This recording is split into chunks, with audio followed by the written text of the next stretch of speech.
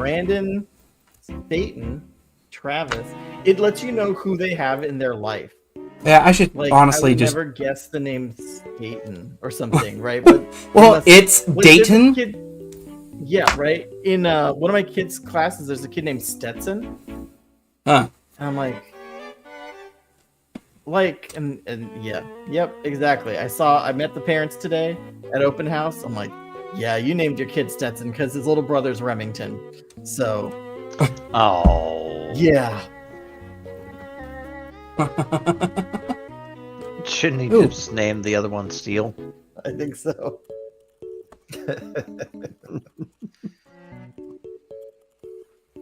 Might leave it a certain way if this is too. Well, it's not half bad. You know, what if I took and moved this to basically here in the center a little bit? Let's just do that. We got it all in there. Nope. That's not going to work though, because it's going to be a problem whenever I start switching screens. Well, we just fill things up too much. We're just that damn big. It only fits 4. I can't add an extra piece. At least it's not directly in your face, although if it was like stream chat just like that, we'd have to do something, because there would be no Scott, just words. No Scott, just words. Yeah. Oh. Well.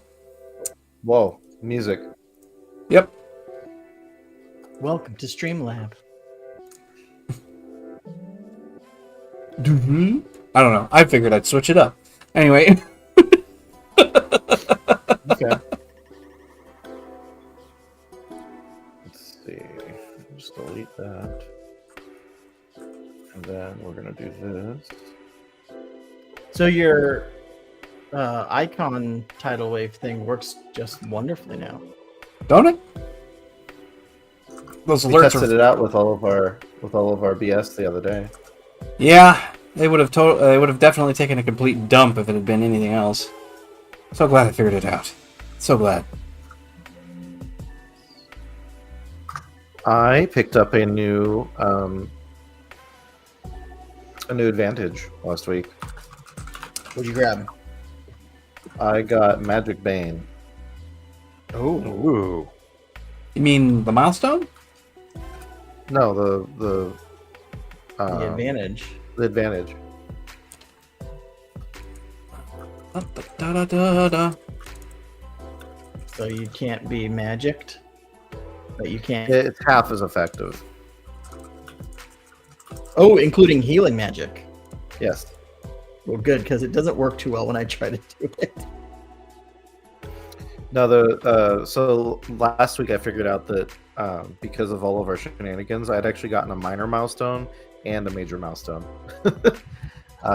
So I picked up for my major milestone, I picked up Bullet Dodger. Right. And for my minor, I just picked up Talented, which lets me pick up a new advantage at no IP cost. So I figured I would get a nice one like Magic Bane, which kind of works with his line of work anyway, because he's working around magic, so, you know, making it so he doesn't get hurt by it as badly or it doesn't affect him as much seems logical to me. And I was just bit by Malcolm last week, so that could be a good reason why it triggered. And Bill, just so you know, what Bullet Dodger does is when I'm performing a defensive action, I roll a D%, and if it's within 35%, any ranged attack just misses. Nice. So not only do I have the God tier dodge, but even if it was going to hit me, there's a 35% chance it still doesn't hit me. Even if these dice said explode, 35% chance. It's like it's Uno just skip. Yeah, there's an Uno skip. Ridiculous with dodge. Yeah, it's awful. That's what I'm going for. My character is squishy, so I figured I'll just make him so that he doesn't get hit. He won't die if he doesn't get hit. So I'm relying on the dice, really. Well, yeah. You I have mean, if that the mechanics help. domino style luck that things just glide off of you. That'd be cool. There we go. My God, I'm so glad I did this much work. Let's see. Yeah. What did you do? Magic Bane. Well, you had enough frickin' points to do it because it would have cost you 100. Well, it- the talented just gives you the advantage for free. Right, But it's, yeah. Isn't it a 5 or under advantage? Is that what it was? Magic It didn't Bane? say No. what it Magic was. Bane is 10 points. And magical No, He's effects... talking about the minor advantage or the Talented. minor milestone. Oh, talented? I'll have to look When at I it. looked it up, it just said you gain an advantage with no IP cost. I think it might be a 5 or under. I don't know. But, Oh, I'll have I to- could change it then. No, you're fine. Let's see here. Magical effects are are only half as potent on you, and impacts the damage and healing.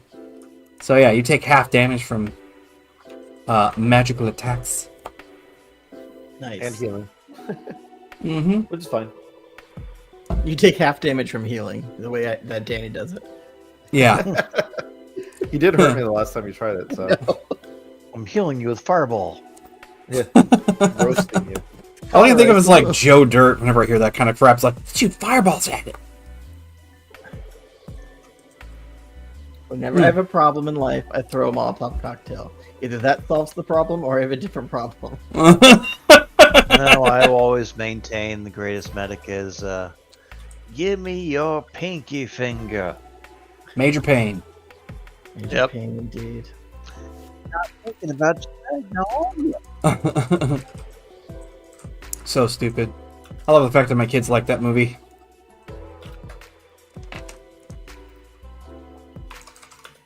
So... Okay, so even though I've got a rock solid internet connection, Twitch just keeps dumping me to a black screen. Oh, Well, luckily enough, I know I'm weird. not dropping frames over here. That is for sure. No, I know. Kick is staying fine. are you streaming to Kick or to YouTube right now? Both? Oh, did you pay the money to? Get No, the- I'm streaming. I'm sorry to clarify. I'm streaming to YouTube and Twitch. Okay. Yeah. 'Cause Twitch and Scott just mentioned YouTube. Kick, so Oh no, I'm not looking at Kick now. But Oh, okay. but last time we played, Twitch has been dumping to black like every 5 minutes, but Kick stayed solid. weird. Twitch and Who's it? I heard that. Oh, right. Well, Grand Secretary of the Council, do you mind relaying to us what it was that we were up to last? Yeah, I was actually just typing it in my notes.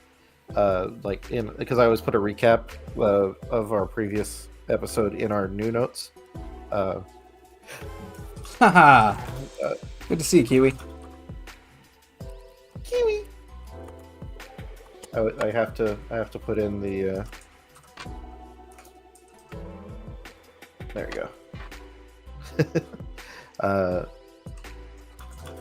What are those? There's a kiwis. fruit. Oh, okay. The fruit, not the bird. Oh, it's easier to see in YouTube than it is on stream. What is it? Whatever this is, StreamYard. Oh, it's easy. Let's see. I'm getting an echo in here. Echo. Echo. Echo. So yeah, last time Hugh and Malcolm went to go and say hi to Violet Dolorosa. It was planned to be a very minor visit, just like saying hi. Did not go according to plan. Thanks to Malcolm and his propensity for violence.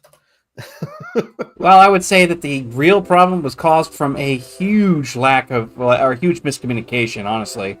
An assumed outcome on one side and a presumed intent on the other. Yeah. But we lived. I would say not yes. That's only because you had that god tier milestone.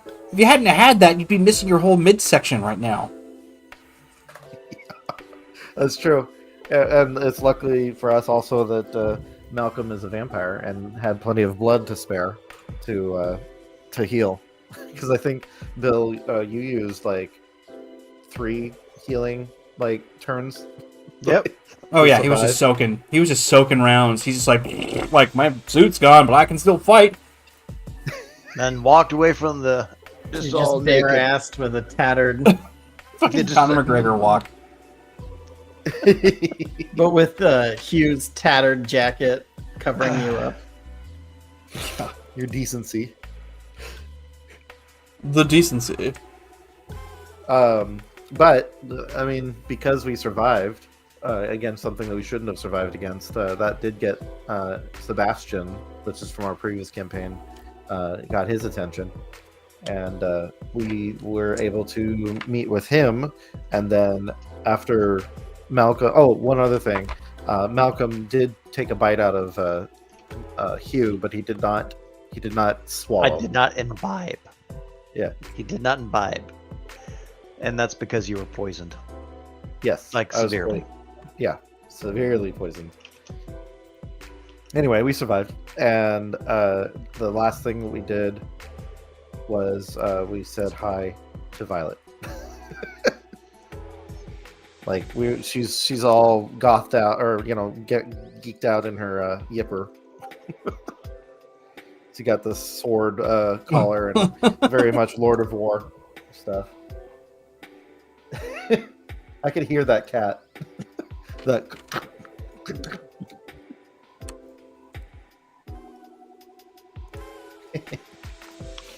So yeah, that's where we left off. And then, of course, last session was pretty much devoid of Danny.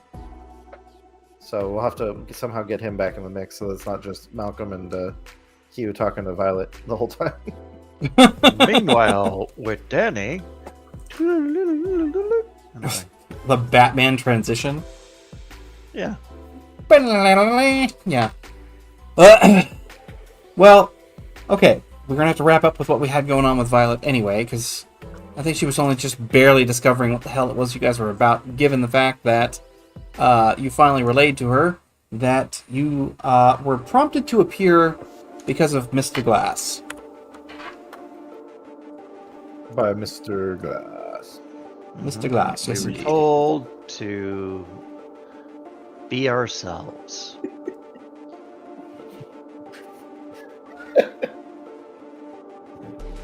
Yes. Which totally worked out the way I was expecting, you know? I figured it's like, there's no way they can surprise me. Just no fucking way. You know what? I think that's the most we've had our DM laughing, though. Like, not only because of the situation, but the one other thing from last session was that the dice hated us from both directions. Bill was getting ones Yeah. constantly, and D was getting crits constantly. In the previous session, I had explode, and this bounced it out. They they really tried to kill me that time. Yeah. Yeah, and they definitely put the screws to you on that one. That was for sure. Okay, so let's see here. We need something slightly... It's all a matter of tonality. Let's do this.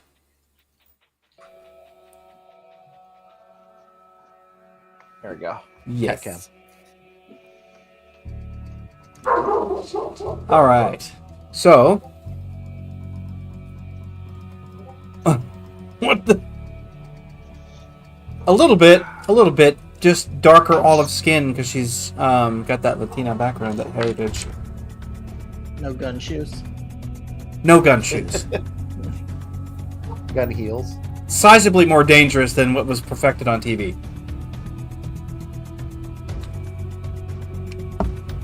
All right.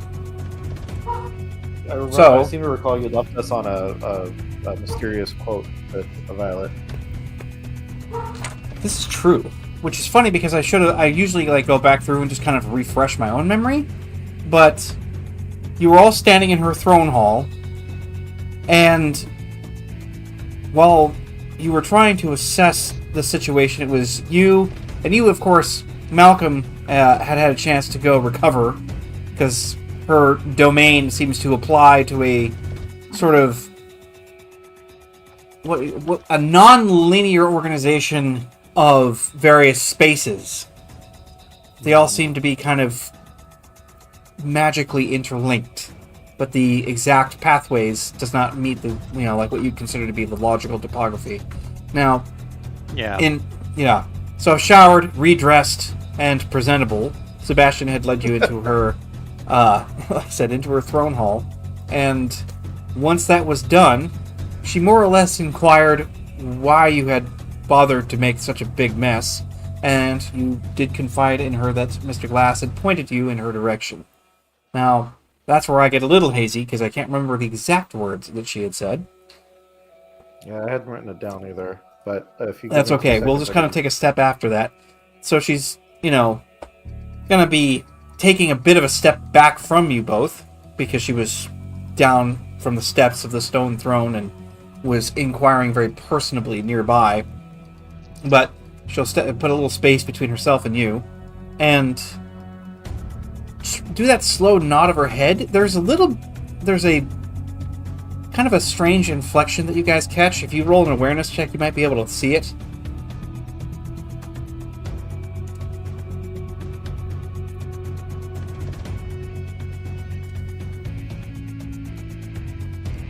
Awareness?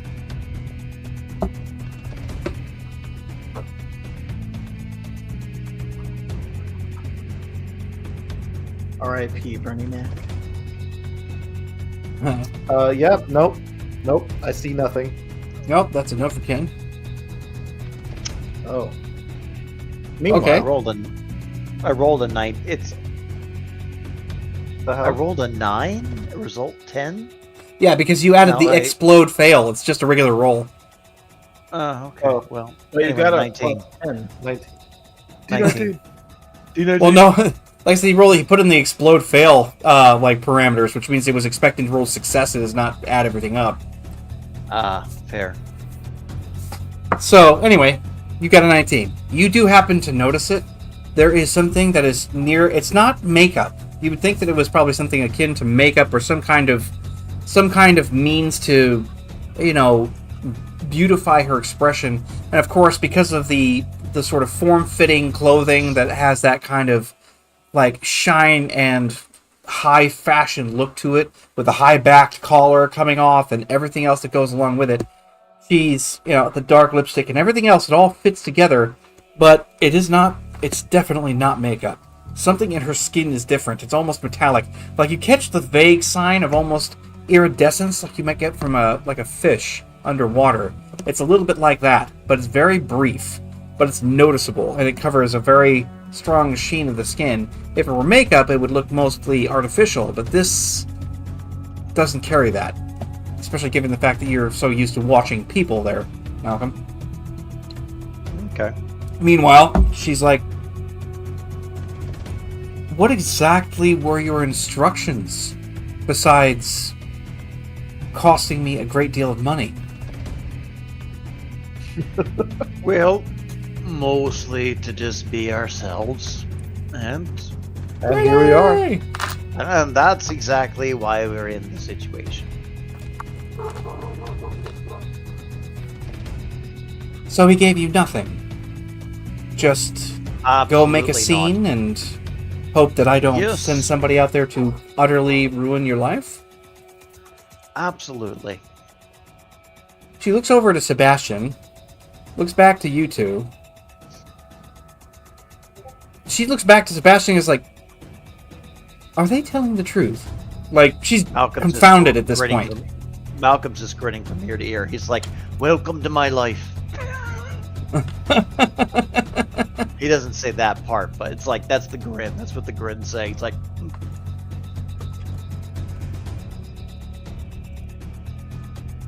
God.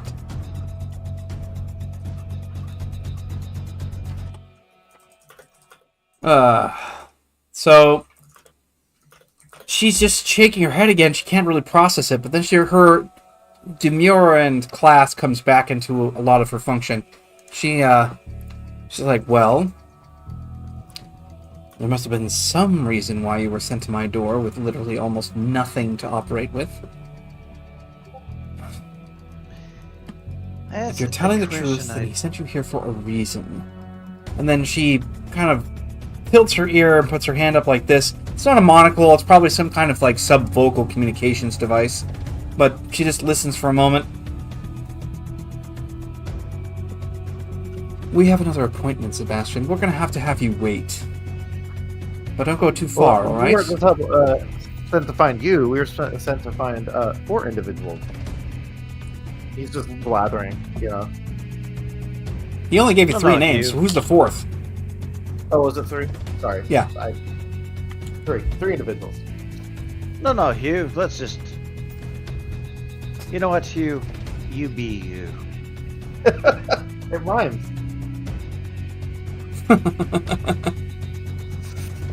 Glass said to be yourself. Be yourself. Yeah, so it's like, yeah, we're finding Emma. I want to say Emma Stone, on it, or Emma Watson. Like those are the first 2 names that came out of my head.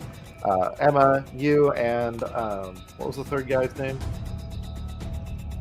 It was... Good question.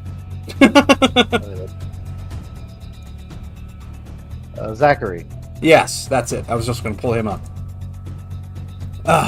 Gaming, like, having games that last week periods is difficult sometimes. We also didn't get to do it last week, did we? So I'm actually 2 weeks behind. Right. Oh, God. Wow, that is a strangely specific GIF.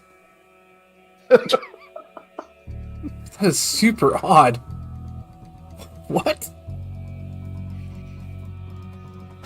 But you can just type in your own text. Okay. How it works. It's just so strange how it popped up perfectly that. I'm like, who uses No, that? That literally exists. That's what I found. You're It welcome. still has magic powers.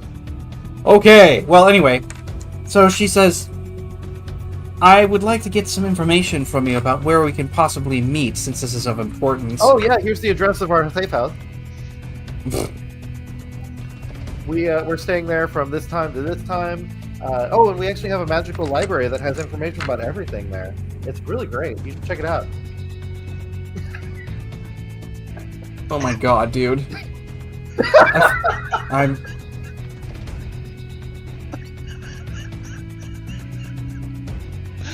I can imagine this like, they're like, Wow. it's like, where's all the intrigue? Yeah. do some foreplay, why don't you? Who fucking needs story, huh? We can just put dumb gifs in here. Let's just do that. Jesus Christ. That was enough to Yeah, shut my okay. whole brain down.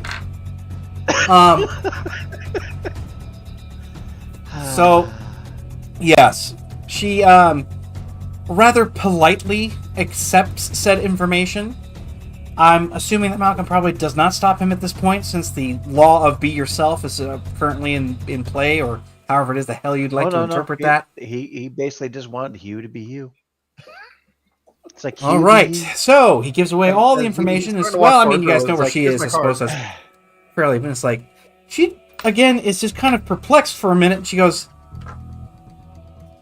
"Now I know for a fact he must have sent you, because nobody would ever be that dumb to give me their exact address. We'll be in touch." Oh no, he would. What? Pleasure to meet you. My business card too. Yeah, like she's just like, if you don't mind, Sebastian, would you escort them out so that we can talk with our guest? And then I will be reaching out to you soon. So she has you escorted away from the throne hall at this point.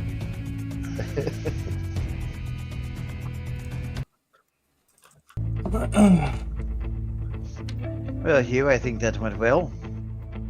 Yeah, I think so too. She seems nice. Of course. Well, as you guys are leaving, there is Sebastian's leading the way. He takes you back to the door from when you came in, opens it up, and it happens to be opening directly onto the street. And when you're exiting the building, he walks up to the top platform where, like to the sidewalk. He gets to sidewalk level, stands to the side, motions to have you proceed, and someone is walking in the direction of Sebastian, who is not like anyone you would have ever expected. So he's shorter. He's not exactly. He seems to be of a mixed race, like darker skinned, that kind of thing. Does not have any hair. He's been shaved completely bald, and he is walking towards Sebastian. And there is something coming off of him that is extraordinarily unusual, and that would happen to be a positive outlook.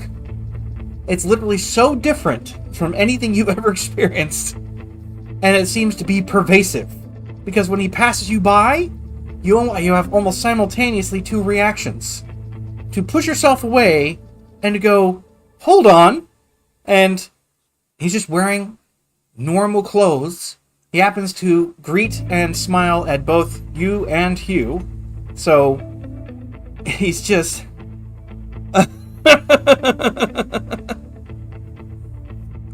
but again, if you guys want to make one more awareness check, we can see exactly what you guys can pick up from that. How much more can you intuit? As a matter of fact, it's too bad we don't have like the new skills in there, because I just have you make an intuition check. That would be a great skill. 14. Not bad.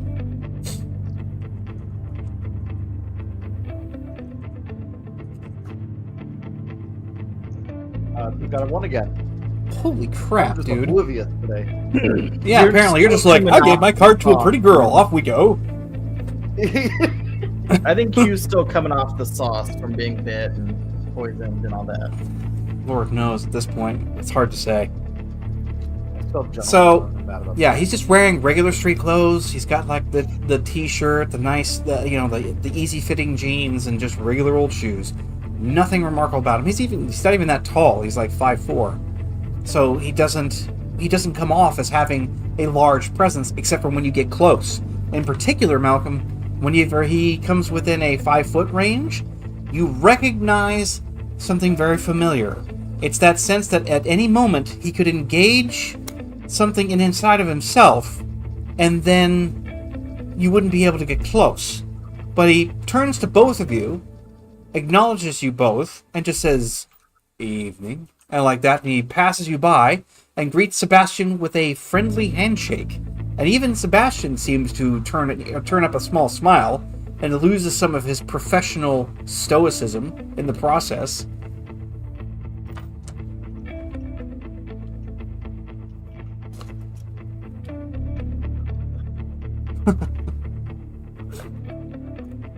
That being said, he just moves on down.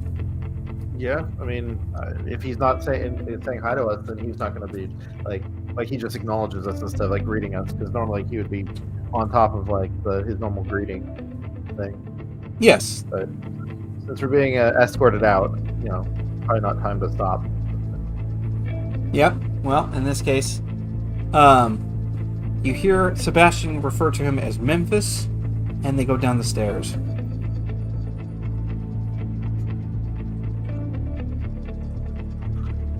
All right, off you go home then. All right, Danny, I believe you were at the concert at the same time that this all happened. We were about ready to reconnoiter back at the safe house, post information and update. Yes. Yeah, I was gonna say that Danny's gonna be like Hugh. Oh my gosh, we met up with Emma. She's a psychopath. Psycho something. She has mind powers. But yeah, so we put her in the car and sent her home to reconnect with herself and hug a pillow or something. And then we were gonna head back to the safe house. Well, done deal. You guys come back out of the throne hall with a slew of messages coming through on your smart brace. basically Danny pontificating about, the fact that he found some psychic, psionic, some side chick. Some Side chick. Yeah. And, more or less that the mission was a success and that he was able to encourage a rather bombastic outcome. So, as it is, you now have a very interesting little collection of people that you've managed to all meet successfully without much hardship, save the robot you destroyed and the debt you incurred. Are you calling last episode not much hardship? Well, specifically the fact that the robot combat and conflict was the worst that you had to deal with so far. It kind of depends on how the dice want to play out from here on in. I have no idea how it's going to go. That's fair.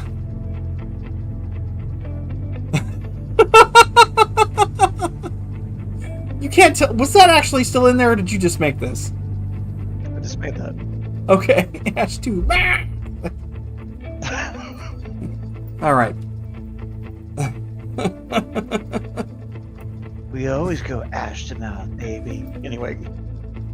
Wow, we're getting these little like icons going on over here. It's Grayley saying hi. Yeah. Hi, Grayley. No, it's cool. So, by the way, hi, Grayley. Again, glad to see you. When you guys head back to the safe house, Danny will have been there for a little while. You can tell that Barnaby is still kind of doing one of these things where he's trying to rattle out the loud amount of noise that he was just going through, so he's still got the going on while he's, trying to sort out the fact that they just encountered some girl with some strange talent that he has yet again absolutely at a loss to understand. Once you guys come in, he just looks over to, Malcolm and Hugh. He's like, "Hey, whatever happened to that suit you were wearing?" Incinerated. I'm sorry, what? Quick question. What actual day is it? I don't know. What actual day? Yeah, what actual day this is was... it in game? Technically, I think it was a Friday. Because of the when Friday. the concert was hitting and so on. Alright. I just need to know because I've got tea next Thursday. Right. Okay, good. It says, "Oh no, blown clean off my body." That's going to have to be a story that we need to talk about. Oh, man. Well, your mom is not going to be super happy with the bill that's coming either. Wait, what bill? Oh, never you mind. Anyway. She Money didn't you say take she was from going to her? bill us yet. Money you take from her comes out of my allowance. So, I do mind, because she lumps you guys all in together with me, but I had set up a whole thing with her back when I was 12, so that I get a steady $2K a month. So, where do you think your cool watches came from? Your smart braces. God, $7,200 freaking allowance. Oh, it's so bad how true it is. Yeah, Barnaby's like, right on, way to take the high road. You mind telling me about this story? He just like wiggles a cigarette. Oh, He's like, absolutely. I'm going out to the porch. He goes out and just lights his pipe. And he says, Yep. "So, would you like to know before or after the giant murder death robot?" Can Danny awareness to see if he notices Hugh's neck, like bite marks? Well, yeah, you can actually roll that. They're still there, but they're going to look like they're going to appear as just small dotted scabs. They're healing very quickly. Yeah. But I thought you were still. going to say like hickeys. No. You don't get a I'm not hematoma. sure Danny knows what a hickey is, but Oh, you Yeah, know. it's just sort of like, so Malcolm, you want to tell us He's the probably real called it some story? weird name by now. It says, "Aye, would you like to know before or after the murderous death robot?" I got Yeah, it's just like, 23 just start from the beginning. awareness. Okay, so there may have been a slight miscommunication that took place between you and I. Did Now, you bite Hugh? He just hears that. if you want to hear the story, come outside. I'm not going to yell it to you. It's like We did a do part the of me just nasty stopped and was attack. like, "Whoa, hold it, wait, did you?" Never mind, just Are we proceed. biting each other now? From the beginning. So, there was a miscommunication that happened between Hugh and I. I had assumed he had told the Mr. Robot thing behind the door before Miss Del Rosa's place that we were here for Mr. Glass. Apparently that didn't happen. So, Hugh was physically escorted out. I took offense. One thing led to another. A misunderstanding took place. Hugh was poisoned by some weapon from the robot. So I bit him to alleviate him of the poison. I feel great. I did not imbibe. Like he's just At staring. that He's just point- like looking at you at this point, going like, "Yeah, I'm not telling Finnegan any of that." And that's when it blew up and they're off all my clothes. Except for my boots. So you bit on Hugh and then took all your clothes off? I am so glad we went to the concert. Hey, So- to be clear, Danny, he didn't take his clothes off with consent. This conversation is getting really out of hand. Did he take his clothes off before he bit you? No, it was after. He was. So- If it makes you feel any better, he was naked while he was biting me. So, in biting him, the poison was no longer affecting his system. And that is when a Mr. Sebastian showed up with several other of these fine robots that were very upset about people having clothing on. I'm so glad we went to the concert.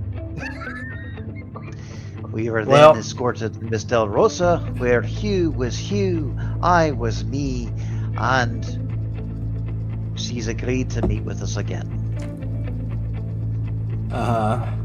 In know- a nice setting. I've got to so far, admit. Hi. I'm here. I let her know where we're at. Oh God. Because he's Hugh.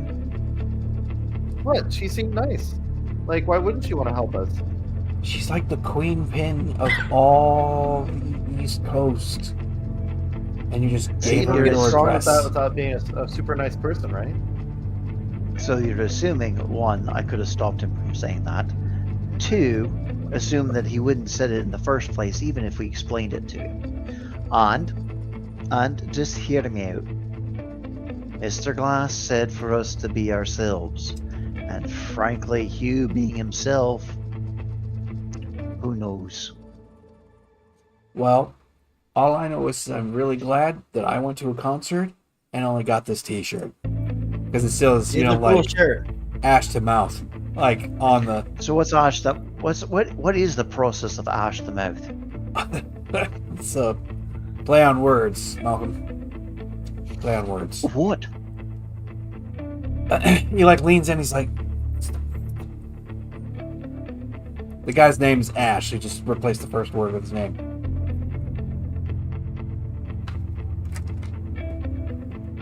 So we met up with Emma and her friends. Why would you do that? You're not supposed Like, to. just- That's why it's funny. And they don't have a terribly bad sound. I thought they were going to be worse. It was yeah. But so we met up with Emma and her friends, and she was really weird, like weirder than before. And I thought she had like a it was like she was on something. And so I gave her some water, and then that like triggered some whole other thing. A bunch of chairs and stuff exploded, and so we had to leave, and so we ran outside and we kind of like huddled together there outside. And then she started explaining to me all these things about me, which was really weird because I hadn't told her anything about me. And then it turns out she's like psychotic. Like, she has mind powers. When she touches things, she can like read their history.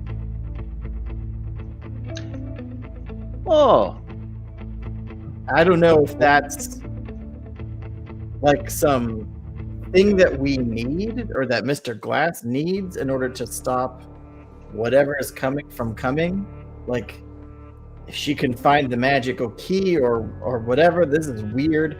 I know magic makes sense. You kind of makes sense, like supernatural creatures, that makes sense. But like, I don't get the mind reading stuff.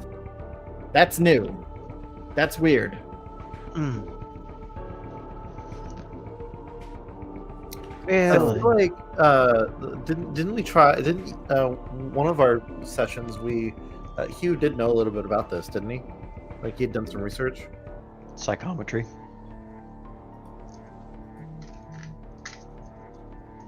I feel like I did. I mean, we talked about it. I think it was a little metagaming, maybe. I don't know if Hugh knew something. Maybe you're 'Cause right. we haven't like connected since then. Right. Now I think we were had- going to start to and connect, have my but then we IRL went name. back in time and like filled out the rest of what Hugh and Yeah. Malcolm had done.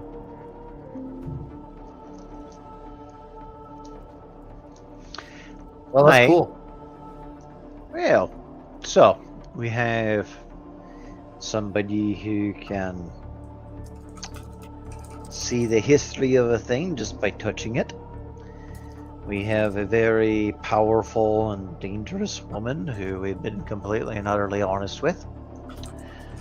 God help us. And what's the other guy? Zachary? Zachary? Oh, Hugh, how about you take this one? Oh, well, we met with Zachary, and he's in the same profession as me, as it turns out. He's a gopher. Like he's just works with more expensive clientele, it seems. But he actually agreed to help help me with my contract of finding the it was the thing that makes you go fast. The We're like droid. subcontracting now? Yeah, there was a combat rig that you guys encountered in the hallway, and it had one of those strange, whatever you want to call it, speed harnesses. Yeah. Wait, so we're subcontracting now? You like hired someone to help you investigate the thing that your client needs, but we needed him. For our thing, yes. Did you mention Mr. Glass to him? I don't think No, so. I he didn't didn't. tell Emma. No, it never came up. Okay. We needed to use Mr. Glass to even talk to Violet. Yeah, well, she's one of the people who would know, so that makes sense for her. We had to show we're on the same level of her, but Emma was so freaked out. I don't know if she's had this for a while, or if it's starting to wake up, or if the world is starting to wake up and she can hear it now, or what. But I didn't think it would be worthwhile to throw in a higher tier entity like Mr. Glass. Aye, well, that's a bit of maturity on your part. Well, I know what it's like I to be mean, boy. freaked out when that shouldn't exist show up. Well, that's true. Maybe you need to give her a call. Court her further. Well, it's bedtime for teenagers, so It's like, well, I'm surprised you can hear anything, so you might as well crash if you're gonna not do anything much else.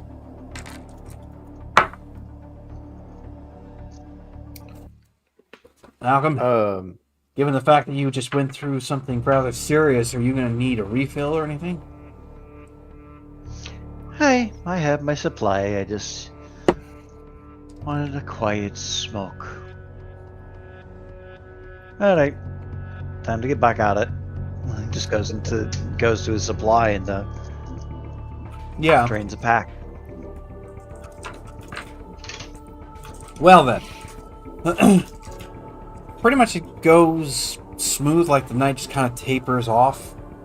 When it's... we're going to kind of skip forward in time just a little bit. So, the daytime is pretty even keel. There's not a lot that goes on. That aside, there's a lot of research that can be done using index inside that, the Neverland for your library. Do you ever intend to do any more exploration of said Neverland, by the way? Does Danny? Absolutely. Well, Like, there as is a soon as no whole adults are looking. combination of things that are going on in there. You have the rather large Gothic style, maybe like an improvement on the 14th century style castle turned manor house, but it is huge.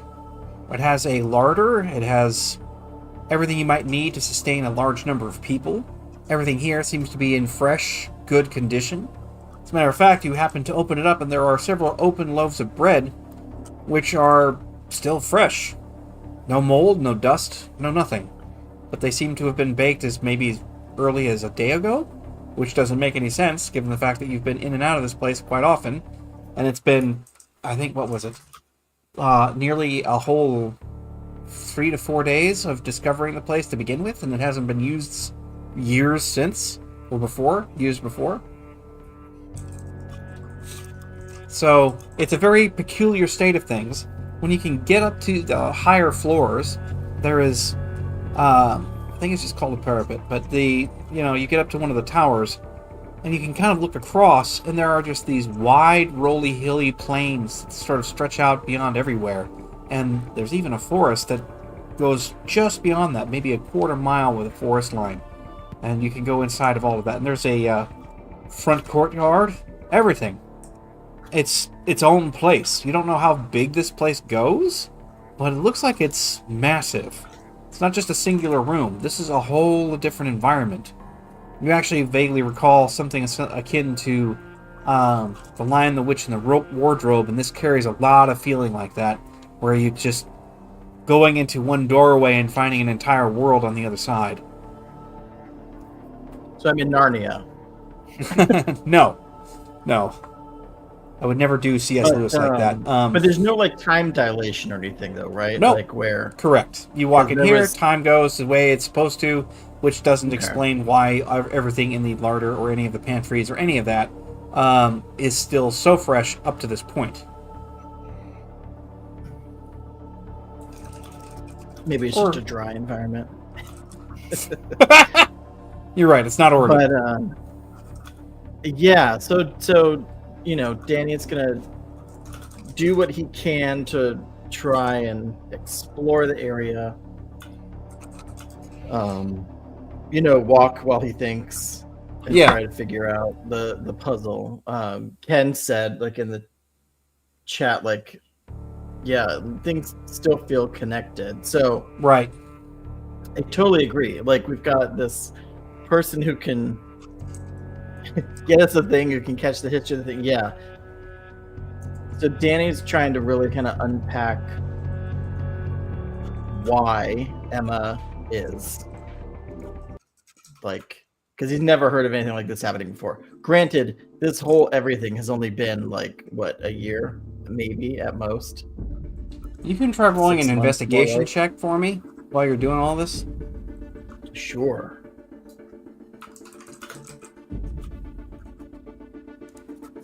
Oh, I have a 10. Let's see it.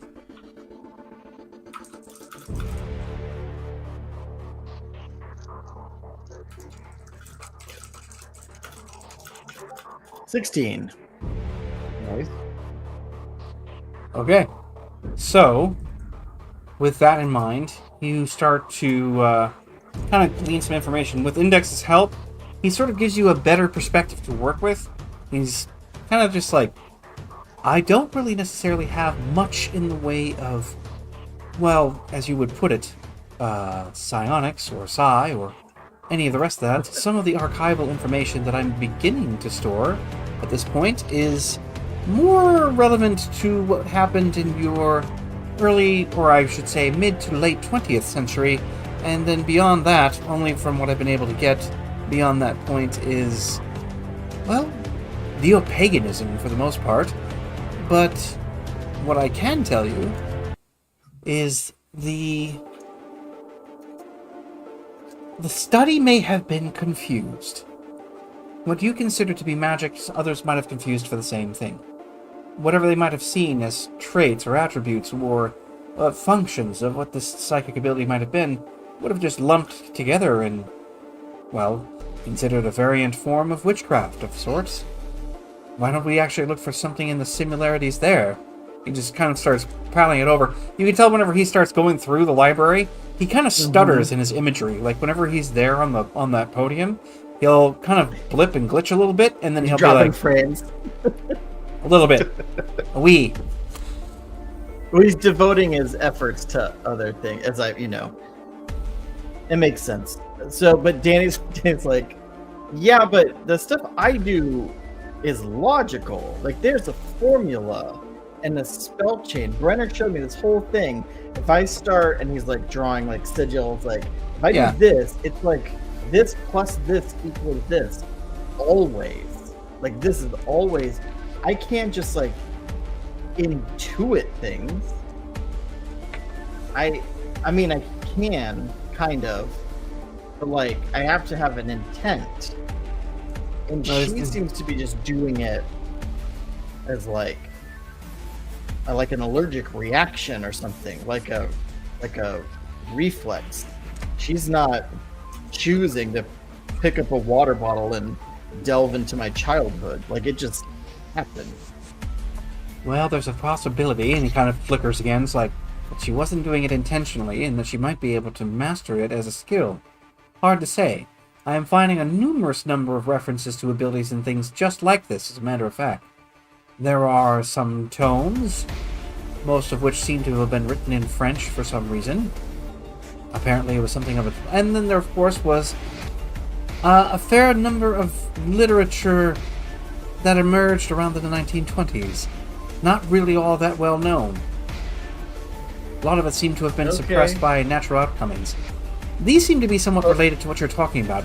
And he just kind of like raises his hand. You see imagery of certain things, really weird, some disturbing images, older photographs, people just kind of lying back with odd stuff coming out of their face. Almost looks like it's organs or something else, but with it being black and white, really difficult to tell what it is. But it's just hanging from their face, or it's coming from out of their ears, or whatever it is.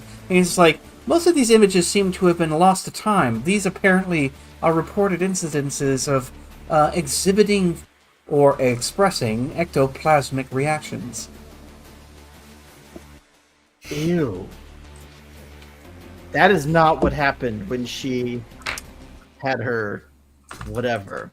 That would have been understand. So gross. This here is in reference to what you're talking about. Yes, but if snot were capable of vaporizing in light and having almost just enough substance to be tactile. But it also revolves around the idea of psychic ability, which is what got me down these rabbit holes. And you see a number of books emerge. Yeah, just a number of books and titles emerge that are in languages you don't know. And he's like, there seems to be a consorted pattern here. Many of what you're talking about seems to have been happening, and as I suspected, was lumped together with various forms of magical practice, but weren't necessarily the same thing.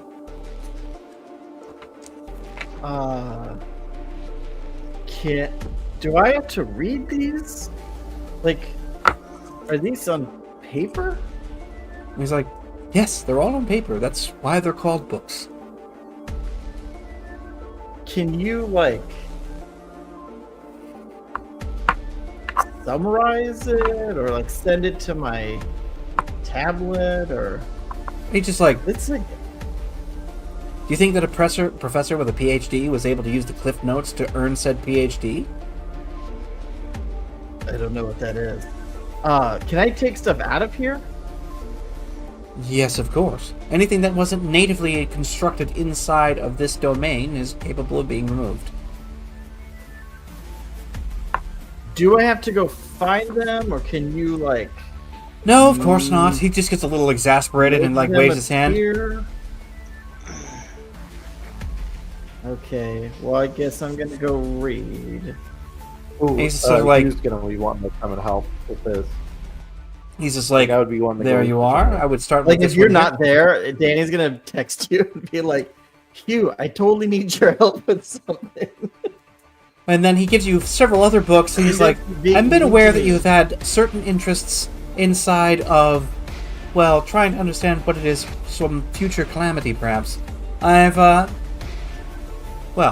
been giving you resources that come from various known sources, like Nostradamus and a few others.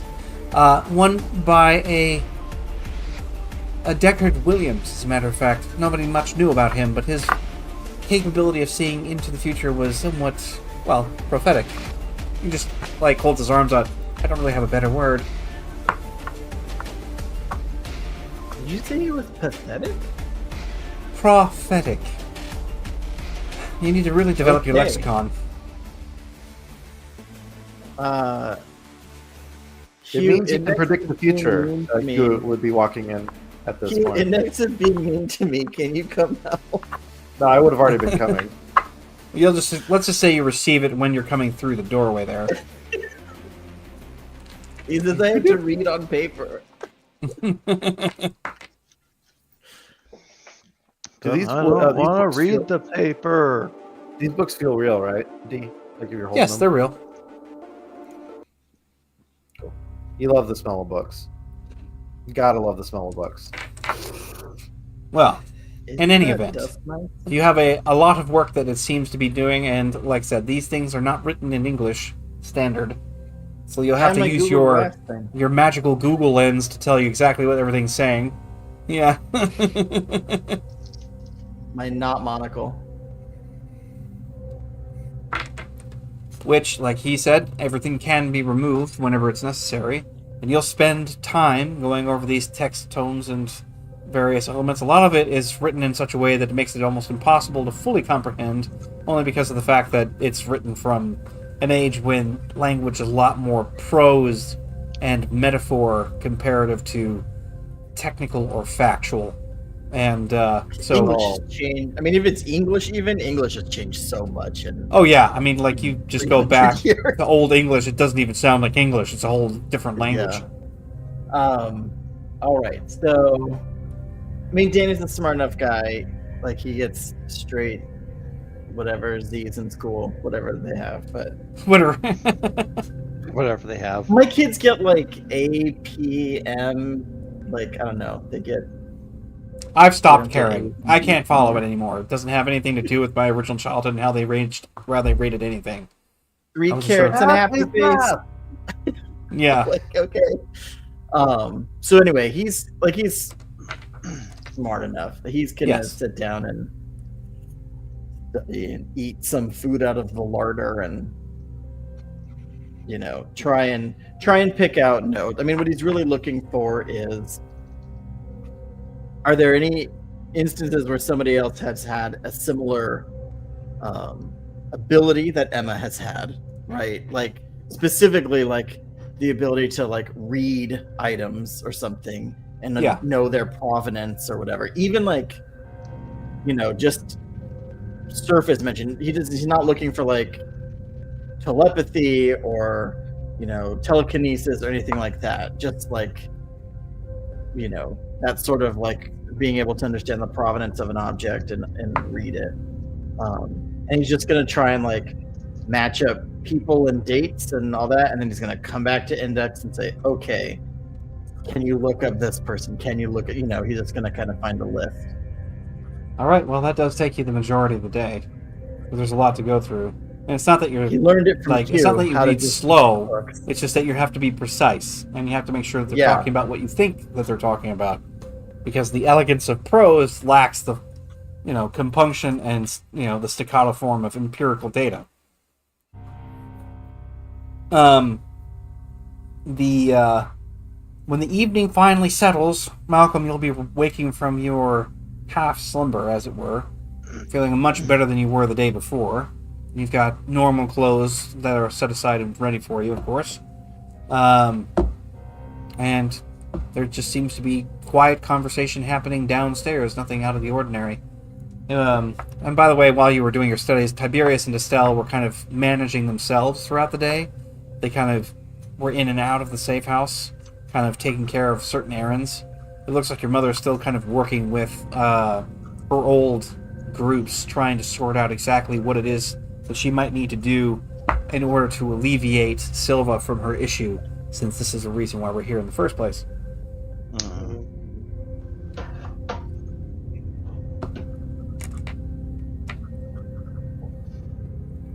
Well, Malcolm's just gonna get back into his armor. Minus the sleeve that got tore off and that arm got tore off. And then I just keep on realizing when I look at my armor and my sheets, like, why is he missing the right arm? Oh, yeah. Yeah, it was shot off. Yeah. So anyway, armor distracting aside, so he's just looking at it going, well, this has been an interesting year. And then he just puts his stuff back on and meanders downstairs. Meander. Yep. Well, to kind of a mild level of shock, you find yourself looking at a table covered in books. You have an old-fashioned smell that brings a sort of a wave of nostalgia, because, the way that things would work and how they function and all that is, very different. Oh my god. Mm-hmm. Anyway, I It's just so put it juicy. away, and of course it's got to be like,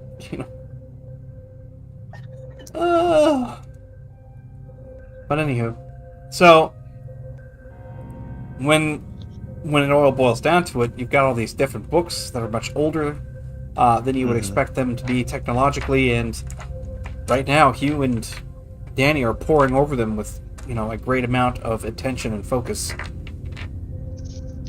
Hey, Hey, Malcolm, how old are you? old enough. Do you remember when these were like new editions? That's rude. It's a good thing that you're learning how to actually read with something with substance. And he just picks up a book at random. I mean, he picks up the book at random. Does he note it? Can he understand it, or is it just in some other language? Well, the first book you pick up doesn't seem to match anything you know how to read. He's like Gallic French. But if you start looking around, there are several that actually you do know how to read. He just picks up and says, he's like, all right, what are we looking for? What is it, Hugh? Psychometry? Psychometry? Aye, now let's The pretend psionic. that I know what that is. Brain power. Estelle comes from one of the reading- back rooms, Like having how heard you can read a psychometry. book? Reading objects. Yeah. So, But you pick up a baseball. Mhm. You wouldn't say baseball. You pick up some keys and who the car belonged to. Oh, so which?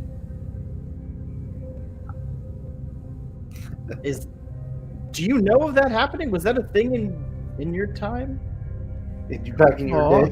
there were some old grands that, I could touch a thing and know about it. Mostly they're witches. Hey. Some good. Mostly bad. Did they do magic or just this weird stuff? Danny's totally saying his magic is not weird stuff. not to him anymore. Right. Okay. So I'm going to do an investigation roll as he's reading. Yeah. So just a 10 investigation. So he's just reading and listening to Danny. Just weird women. Hey, I mean, I've heard of it. Your cousin of a cousin of a cousin knew this person. I mean, practically speaking, it would be really cool. Whose jacket is this? And then you know whose jacket it is. But I don't think that's what Mr. Glass has in mind for her. Well, I mean, we need to figure out why Emma, who can know the history of a thing by touching it, a more corporate version of Hugh, a rather powerful and influential woman of power, all relating into helping Silva. So, what's the connection?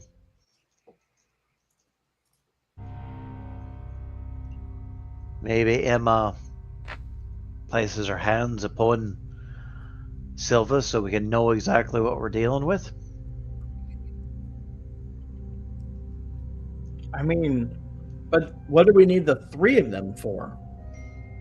Barnaby is sort of in the other room listening. He's like, "You think it works like that? Like after you suggest the whole thing about touching Silva and finding out what's going on?" Wouldn't know. Just guessing. And we're going to know a lot of things until we get these people in this house and helping us.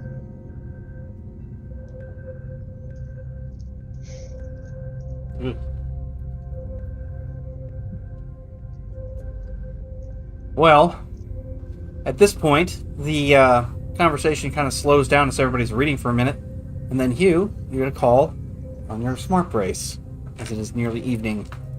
The sun's pretty much dipped down behind the horizon, and everyone's been sort of nose in the book. Go for Hugh. You hear a voice, masculine on the other side, sounds familiar, and it identifies itself as Sebastian. Good evening. We would like to Sebastian, take you up how you doing? a meeting. It's perfectly fine. Would you happen to be available tonight in the next hour and a half? Oh yeah, I've just been hitting the books today. Let's where should we meet? You gave me the address, Hugh. That's why I know where to meet you. We'll meet you there in an hour and a half. Guests tonight.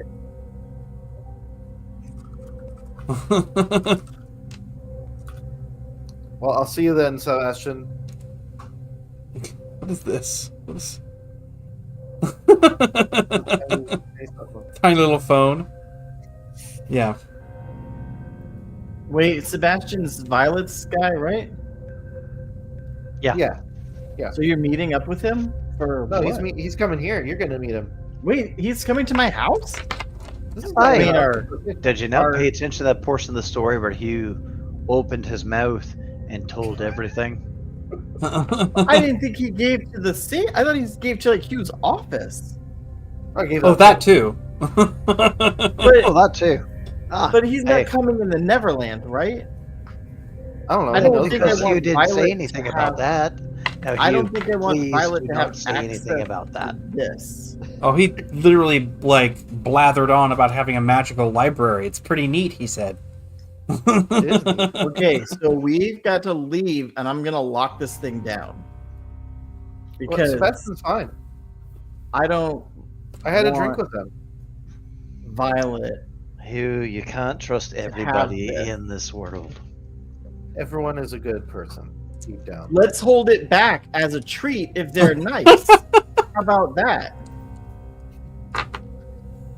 Good This God. place is cleaning up, but let's tidy You up. Let's give it prepare all for- away up front, then you have nothing to offer later. We can't escalate to this, as a deal making thing. But I don't want her to have access to Index. But it's not Violet who's coming. It's Sebastian. Well, he's basically her, but in a suit. I think. I don't know. Aye. So long story short, Hugh, unless it's pertaining to Silva, Mr. Glass, Index, otherwise. But you didn't tell him about Emma and Zachary, right? Of course he did.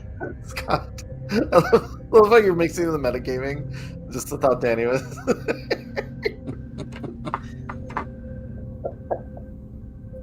Oh, that's funny. Well, So hour and a half we passes. we can let Violet know what we're doing. Like, how can you trust anyone if you're not open with them? I don't. Malcolm's really enjoying this right now. Okay, well then let's get out of here and I'm gonna shut it down. We can meet him in the kitchen or whatever. Well, everything gets locked down. You close up the library. Yep. All you do is just widen your senses and perception. You turn the arcane lock, and you see the strange sort of vaporous membrane vanish, and it becomes just the hallway. No way to get there in any way. The spaces are now separated. Yep. Yeah. So and they are punctual, by the way. That hour and a half I bet. hits, and they arrive. There is not a second's delay. The airship Barnaby, even can you make lands. some snacks?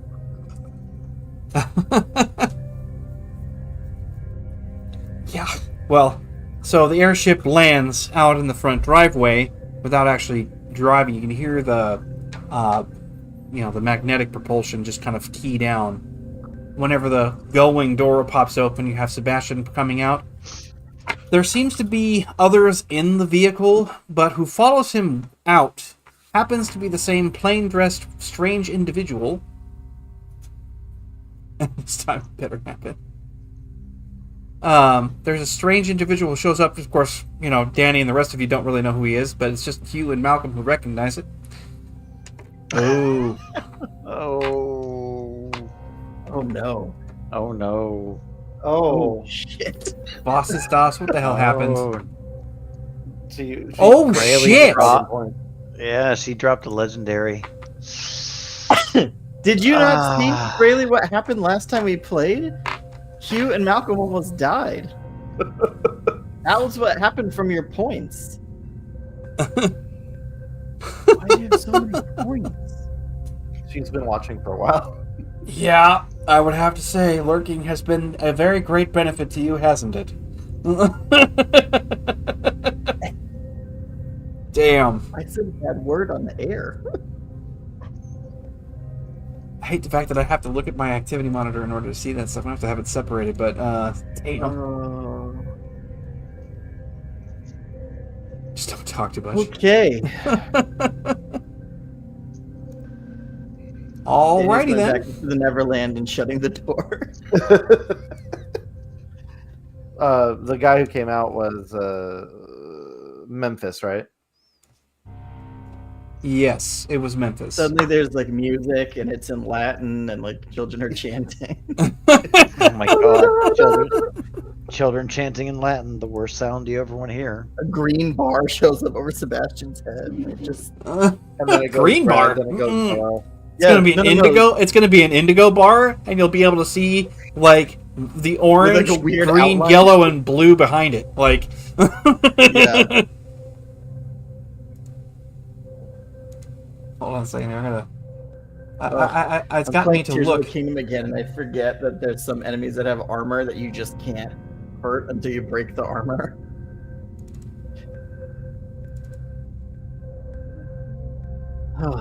All right.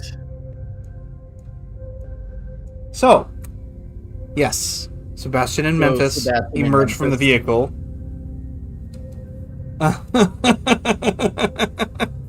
Well, I'm glad you do, because now we have to bring this. We have to bring this shit down. This is yeah.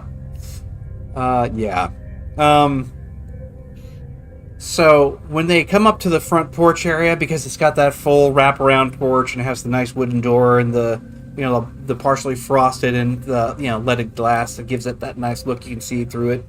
But it's articulated well.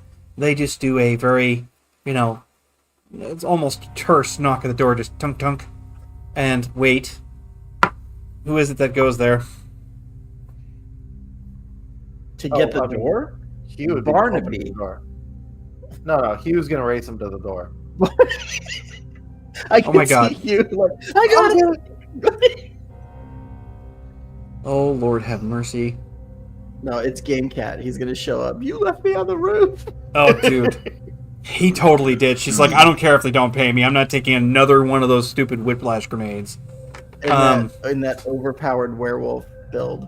Yeah. Yeah. Oh, I mean, overpowered, sure, but he still feels pain. So being turned inside out twice is not cool.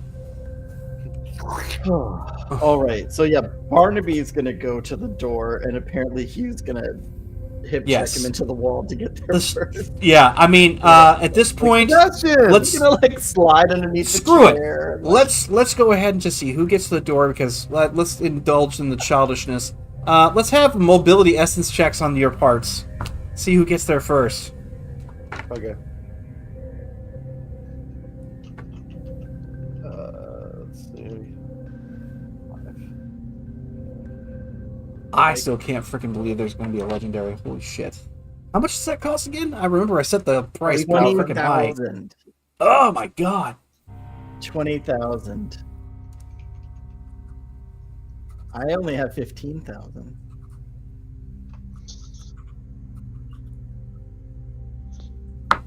Okay, who's making the mobility checks? Hugh and I am. Yeah, you and Hugh are going to be making mobility essence checks. Let's let her rip. oh, I'm making one. Okay, Well, Danny Yeah. wasn't running. You're competing against each other, so we'll see how many successes each of you gets. We'll find out who makes the door.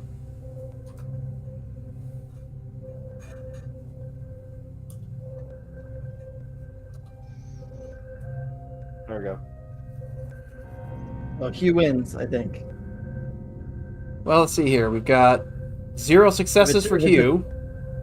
Yeah, if it's a target of 8. And, yeah, and 0 Yeah, one successes success. for Danny, so it's literally a tie. You guys crash one into the success. doorway. Because you do that slide and then rump like that, and then you both kind of wind up just slamming the door open. I'm telling Mom.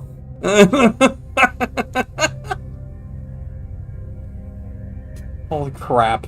Sebastian is just standing there. The moment that this interaction occurs, there's kind of this, like, almost a certain kind of a lethal expression crosses his face, and then just utter and complete dismay. But it's shielded behind this expression of just stoic nothing. But you can see his eyes almost sag. Like, it's like, I am not wanting to deal with this right now, ever. Like, not his cup of tea, period. The man behind him, on the other hand, Memphis, is actually chuckling to himself, and he's like, just waiting to be introduced. Well, I mean, Hugh's going to be introducing right away. It's like, I think I heard your name was Memphis. Nice to finally meet you. Memphis just comes My right name is forward. Hugh, man, at your service. He's like, Hugh, man. Really? That's my name. That's what my mom called me. Well, as they say, no such thing as superhuman. Just human is super. And he just waits for it. It's like Sebastian's like, ugh. I'm like, kind of was like, I would really appreciate it if we could conclude this business as rapidly as possible. I have other errands to attend to, more important ones by far. Of course, Sebastian. Thanks for coming by. Come on in. Y casa es su casa. He's It's like, not Sukasa. he just, again, he's like, I would enjoy the ability to do so, but I have to wait. And he looks up, and so what's funny is that your mother appears from the back side of things. She comes walking forward up to where Hugh and you are standing there. She's looking around. She's like, you can't come in? And he's like, no. And she just nods her head. Estelle is my name. And she puts her hand on the door frame.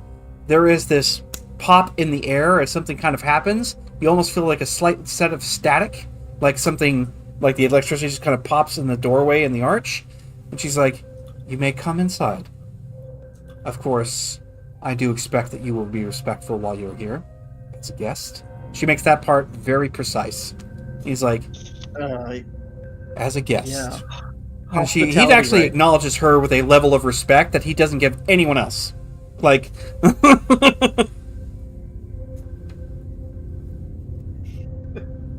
so they step inside. Memphis is looking around. He's like, this place is rather nice. He like reaches into his pocket, and he's like, I don't happen to know your name, but I thought I might return this. And he just goes up to you, Malcolm, and he hands you the expensive silver brooch, which somehow or another from your ensemble never got heavily damaged. Oh, that's quite nice of you. Thank you. And he's like, my pleasure. He turns around and is like, do you have coffee? Oh yes, we made some expecting company. I'll go get it for you. He scampers off to the I have kitchen. coffee. I have tea. I have water. I have juice. Would you like those? Would you like those little cucumber sandwiches? I have those too. Got that purple stuff. Because I'm Hugh. He's just the great host. He's just like a gigantic human puppy. Kind of. That's why he gets through life really easily. No one wants to kick the puppy. So far. So far. Okay, so drinks are kind of pushed around. Sebastian takes a seat at the table, and so does Memphis. He's like, this is unusual, but given the fact that Mr. Glass is readily involved, it does actually make some small modicum of sense that the encounter which we have had would have happened at the time that it did, and especially given the fact that Memphis in particular seems to have a certain obsession, despite my respect for him, of doing certain things like that. Like, it just indicates the fact that he's, meandering around and getting involved, and then also kind of like providing, returning lost things and that kind of stuff. And he's like, so we are going to try and ascertain exactly what it is that Mr. Glass would have been pointing you towards, given the fact that he doesn't do anything without reason, ever. So if you were pointed towards us, then the encounters and meetings involved have to be synchronistically connected. Otherwise, Memphis would not be here either. As it turns out, he was investigating certain things that have been on his radar, and if Glass talked to you, then so be it. It must be that Memphis must speak to you also. Whenever you're ready. Like that. Memphis is like, thank you. So, I have been tracking down strange occurrences. Things have become rather dangerous in various parts of the city proper. Much of Lowtown has been, attacked more than once by all kinds of things. Strange occurrences, both digital, technological, and supernatural. And it is becoming harder and harder to understand why. Now, I have come to understand that you were all sent upon Miss De La Rosa with inquiries of your own, but without knowledge of what the inquiry really was, which is fascinating to me. So, I thought that we might pool our resources. What exactly was it that you were hoping to accomplish by meeting with her yourselves, not what was been requested of you? Mostly to see what would happen. But there must be some other thing that is propelling you.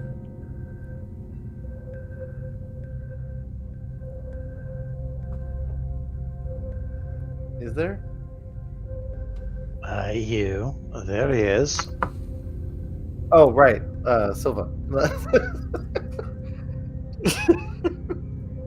He got I'm it! trying to save her friend Silva. Malcolm's just kind of sitting there like, A. Go on, Hugh.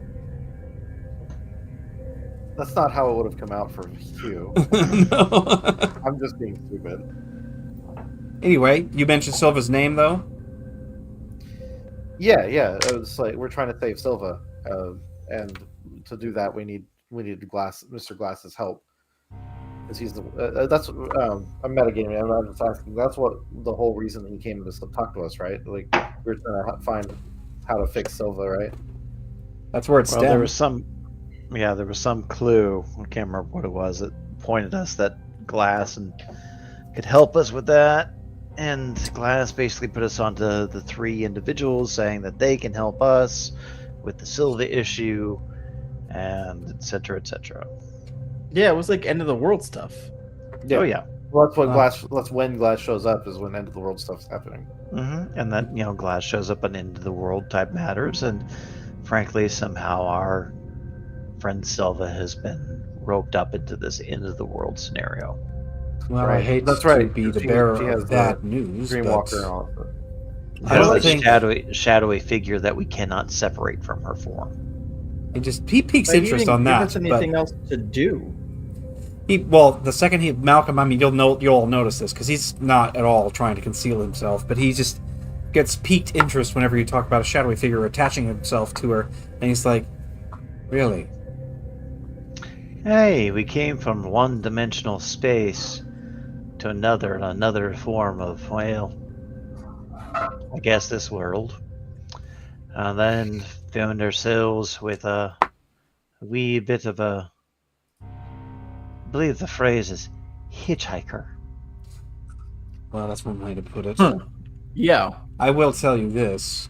We are far deeper into all of this as it accounts for whatever sort of apocalyptic event might be coming than you might believe. As it would appear also, your friend Silva, has it been determined if she was cursed or not? Estelle in the background's like, yes, as a matter of fact, that was the primary assumption. He just nods his head again. Then you are indeed involved. This is partly what I'm discussing, and if you have a capability of moving between realms, that might actually explain some of what I've also noticed elsewhere. Some months ago, there was actually a rather explosive rupture of a kind. It separated the fabric of reality a little bit. Well, I We didn't do mean, that on purpose. stuff happens. Oh, I mean, which part of the city was it? Was it in? It was like, I couldn't quite pinpoint its origin, but if I had to guess, its epicenter had to be somewhere inside of the Daedalus Belt. Oh, I mean, it's a big city. a big city. Okay, but Was that when we went to alternate Earth? The two variant kinds, yes. the No, that's what he says. Like, isn't that when we went to alternate Earth in the marketplace? Yeah, alternate Earth was Marketplace, but when we came back, that's when Silva. You also went to New Avalon through there. That's Yes, where it started. yeah. So he's name dropping these two names though, like the Oh, marketplace no. and alternate Earth and Avalon. No, the hitchhiker was from Avalon. Yeah. Right. That guy was Well- kind of skeezy too. Of course, you can't say Anyway, so Avalon. You're Glass throwing said- all this out there, and of course now Sebastian immediately snaps up to a little bit. Like his shoulders go more square, and he's like paying a lot more attention. But it's subtle. It's like it's one of those things where it's like you can see Memphis actually looks over with this smile, like "told you," like basically on his face. You don't know what the deal is between the two of them, but for whatever reason, Memphis is not concerned about Sebastian at all. And he's Someone just lost but it's $5. almost playing with him. But he's just like, well, if I'm being completely honest, I suspect that I would like to take a look at Silva and identify what it is that has managed to make her life what it is now, whatever curse she endures. I would like to see this anything to for help her. myself. The only problem is, I am not necessarily the most safe to be around. I have a tendency to put myself in positions where I have been less than welcome with all sorts of things. Some from the Unseen Clergy? Court, some from within Night City itself. Oh, wonderful! Because everything's been trying to kill us since this all began. Well, I would imagine that makes some sense. So Glass last showed up like 30 years ago or something. It was before my time. He said there was a big thing that happened in Night City. I can't exactly understand what happened back then, but the world is not as it was 20 plus years ago. Yeah, he we said are it got, like, existing in edited. something else. You're correct. Hey, In many ways that might surprise you. So could that happen again? Where we're down some path and we just like get course corrected and then we He don't shakes his remember what head. happened? I think it to be highly unlikely. I think at this time, if the course does not change, it is either we remain here, or said cataclysm is what takes over. What it is, I do not know. Yeah. Okay. alright, so we've given you everything we have. What do you have? How is it connected, at least to your stuff? Your things, your matters? Well, as a resume, I suppose, I'm fully aware that you, like indicating Dan, is capable of magic and mysticism, though it seems that your training hasn't really been all that successful. More potential than means. Rude. And he's just like, truth. Unable to face the truth, unable to At least utilize I what can you read have. the top shelf. And he's just like, there's a difference between book knowledge and capable experience. I'm also aware that you, Sir Malcolm, are a vampire from some time back. I can't exactly say when, but from the feeling, I would say you probably air from Scotland. At least Where'd that get 150, 200 years Oh, ago. that would have been a fair to guess. Really putting on that drawl. Book Yeah. gave it away. Yeah, but he also puts in the fact that he's close, because I think he's 300 or something, but he doesn't get it quite there. He's like 150 to 200 years ago. And it's like, I'm also aware that your mother, indicating Estelle, is capable of quite a bit of magic herself. This place is riddled in traps. That's why Sebastian couldn't come in without permission. Well, you really shouldn't go in someone's house without permission. You're right. More reasons than you might think. But in this case, it might have been potentially lethal for him. Agreed. He just shakes his head a little bit. He's like, but you don't actually know why, do you? It doesn't matter. If you die without knowing why, you still die. He's just like, You can't mess with 16-year-old logic He's because just sitting there going 16-year-old's like- not logical. yeah, he's just sort of like, well, it'll be interesting when you All actually right, then. acquire wisdom. That being said, what I meant by not being safe is the pure fact that I'm constantly being followed. And he just kind of looks out the window towards the back, and I also have a rather impressive resume of skills to protect people who need it. But I suspect it probably will be a lot less sufficient than what we'll need here in the very near future. Sebastian looks out the window and you can see that his attention is drawn. The night is starting to pin down, and there are strange lights kind of emanating from over and outside of the fence line, outside of the property.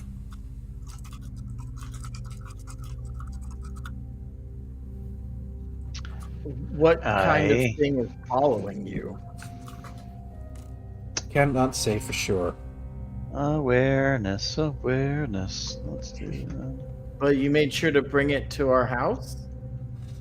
I came here because I thought it was prudent, and it would seem that I was correct, especially since your friend has a curse, and given the fact that she has a curse, I actually have a knack of being able to release people from those, given a small amount of time. But we can't have you going to where she is, because there's a lot of innocent people there that we don't want to put in harm's way. Now you'll find out that avoidance is not an efficient means by which to live your life. If you want to find some kind of cure or pathway to the answer, risk is necessary. He stands up, as I took a risk when coming here, and he goes up towards the window and he's like, but unfortunately it looks like I was incorrect in my assessment. For that I apologize. So with the awareness of 13, Yeah. what did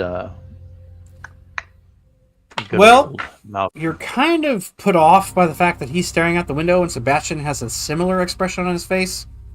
And it's one of those things where they're kind of watching for it. Then Sebastian steps up halfway through the room. He's like, Memphis, I'm a guest here. I have no intention of remaining under such circumstances if things become violent. I'm leaving. And you see him turn around. He's like, as you wish. You may let Violet know that I found what I was looking for, and I won't need her services after all. And he just nods his head. He turns over to Estelle. He's like, I appreciate your hospitality. And just leaves at that point, going out the door. Aye, what sort of trouble have you brought Mr. Memphis? He's like, I'm Let's help trying to him. figure that out. And like looks around and is like, those lights out there, you see those? And they look like little, Aye. almost like fireflies, but it's like a collection of sparks inside of smoke. And they're starting to collect and become much more compounded. There's lights Like turning on in the houses nearby on the block. Now, everything is spaced out here much wider than usual, but it's clear that whatever is causing that effect out on the road is starting to get people's attention. And it's beginning to, like, turn on their motion lights and all kinds of other stuff, so the street's starting to light up from the nearby neighbors and things, trying to figure out what's going on.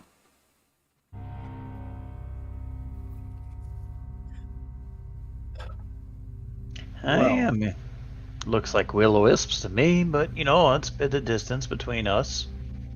And he's like, well, it's actually something else I can't quite pinpoint yet. I've only heard about this, Oh. I haven't seen them. And he turns over and is like, Sebastian leaving. Sebastian's already up in the air and flying away, yeah. They're like they're out. They're done. Yeah. Yep. The armed guard, everything. They're like, see you later. Yep. Sebastian has he's your problem. Sebastian has zero Right. interest in being here for whatever shenanigans start to start. So he's like, no, I'm leaving. So he turns over to Estelle. He's like, we'll remember that. I was like, I don't necessarily know your name. I apologize, but I'm going to have to help you. Were you responsible for setting up all of your defenses? She just like, no, actually, a lot of them were from my family, but... Well, I mean, I understand them, if that's what you mean. He's like, good. Is there any possibility you might be able to help me? I don't know if we're going to necessarily have as much time. They're going to have to be dealt with. And I would normally never recommend that you actually go outside of a wall when issued a siege, but... Well, we might not necessarily have much of a choice, and I apologize.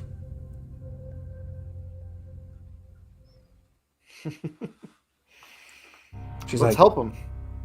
what do you need to do? And she's like, I need you to be at the center of the house. I want you to tap into all of your current defenses if you can. She's like, I can do that.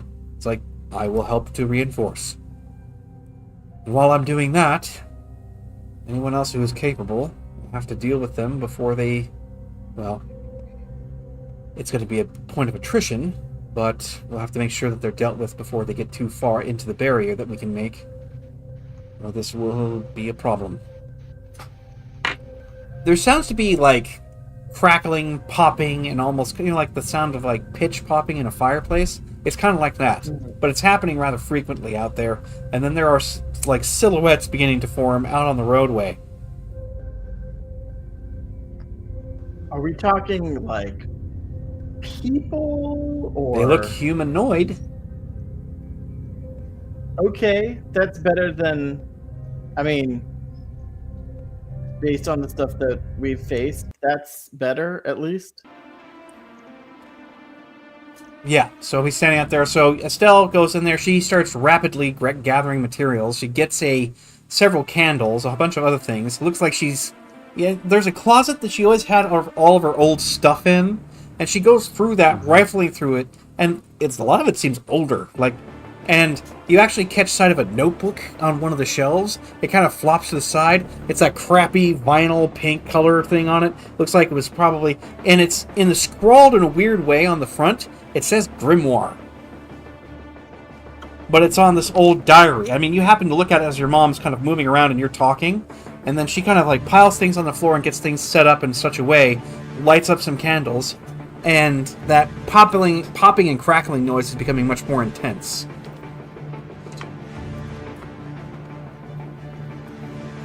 And then he's like, well, we'll want to move more quickly if possible. She's like, I'm going fast as I can, like that. And he starts to assist with what he's got going on.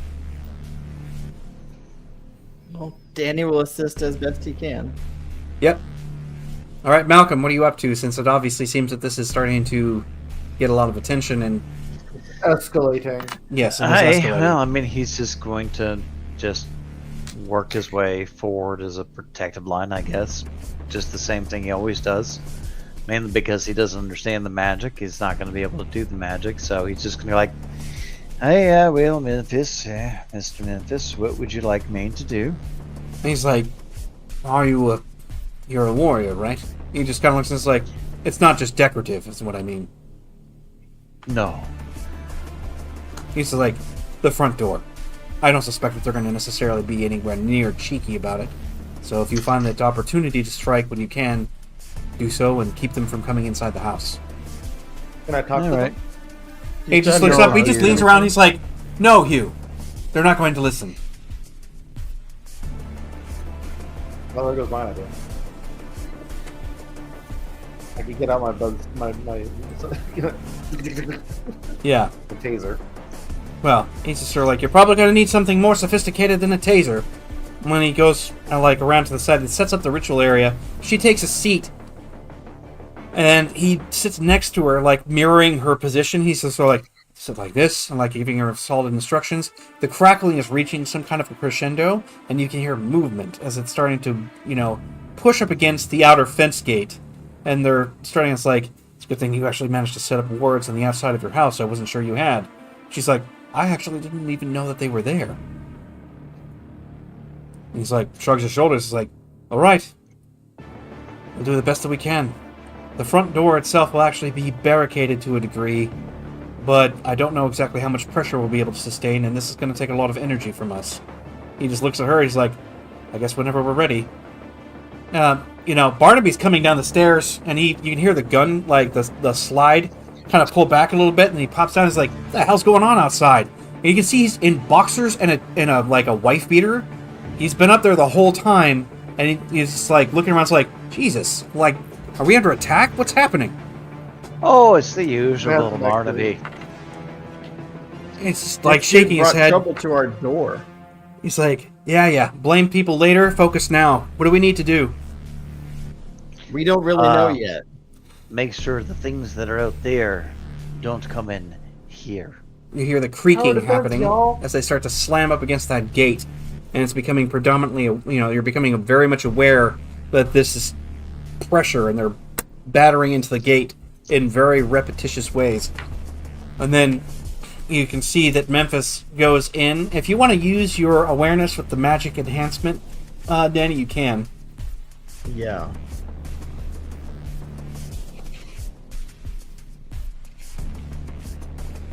All right, that'll be it. Plus 21. Indeed. Thanks, Grayley. 29. 29.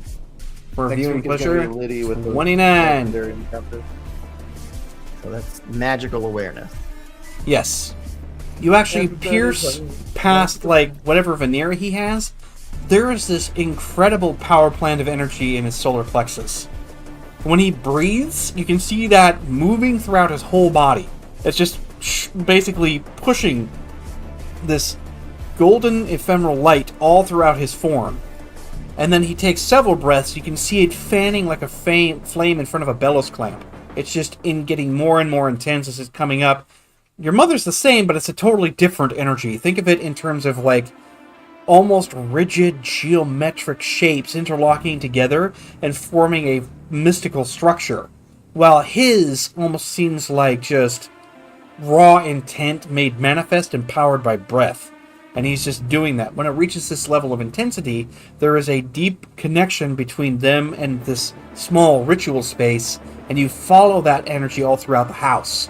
But the moment just before that happens, all you hear is him say, like that. That's it. He makes that one single word.